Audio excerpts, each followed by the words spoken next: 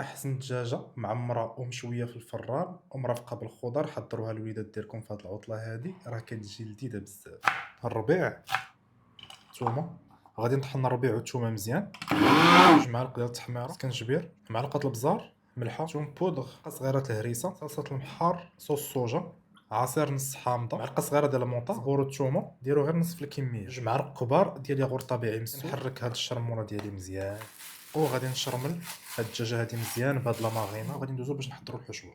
معلقه ديال الزبده، ديك الشرموله اللي كنا حيدنا في الاول، 100 غرام ديال الكبده، شامبينيون مقطع، الشعريه ديال الروز اللي سلقتها، زيتون مقطع.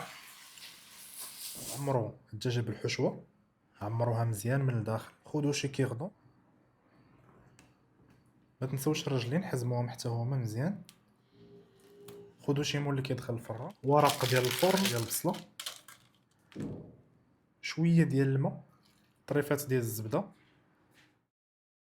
وغادي ندخلها الفران. ندخلها الفران اللي مسخن على 200 درجه، شاعل من الفوق ومن التحت. وجد الخضره اللي غتكون في الجناب ديال الدجاجه، شويه ديال الكورجيت، شويه ديال البطاطا، وشويه ديال الخيزو، الدنجال وطوماط سوريز. فلحوا الدنجال. ديك لا ماغيناد اللي بقات ليا فاش رملت الدجاج، راني زدت عليها القزبور والثومه اللي كنا خلينا في الاول، وزدت عليها واحد شويه ديال زيت الزيتون. غادي نشرمل داك الدنجال مزيان. خيزو تا هو راني شرملته نفس الشرموله. البطاطا شرملناها بنفس الشرموله.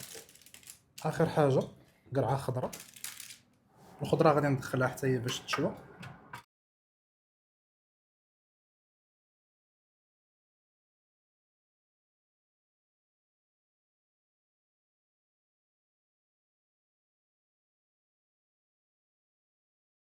دقوا في هاد لاصوص مزيان من الداخل باش تجيكم مرطبه من الداخل وتجيكم ما ناشفاش.